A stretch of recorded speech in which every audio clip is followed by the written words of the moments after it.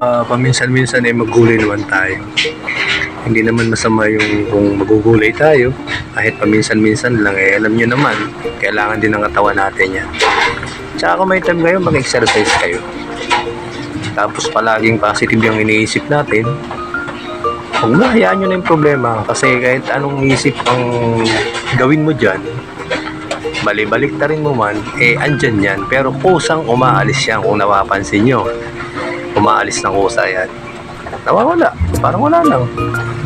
Kasi hindi naman natin masasabing kakambal yan, no? Pero dumarating talaga.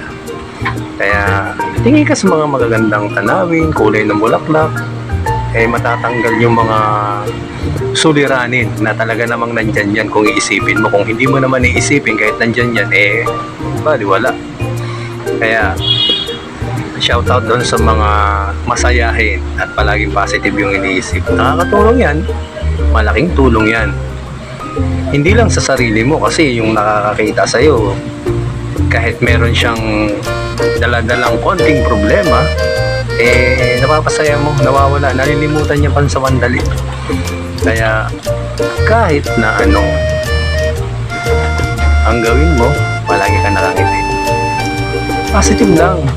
Kaya hindi natin kailangan sa buhay yung masyadong seryoso.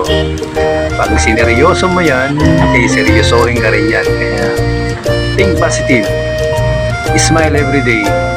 Ayan, may kanin na. May ulam na. O, di ba? Gulay pa.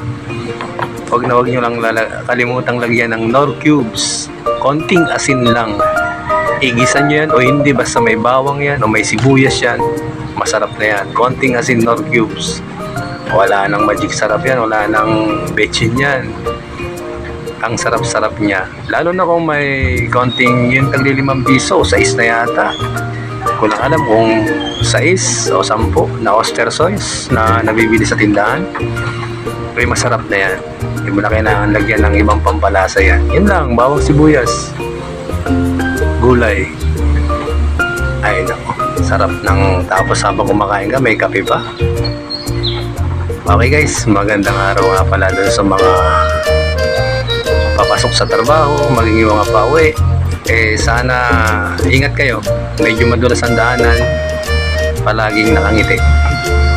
Magandang araw sa inyong lahat guys.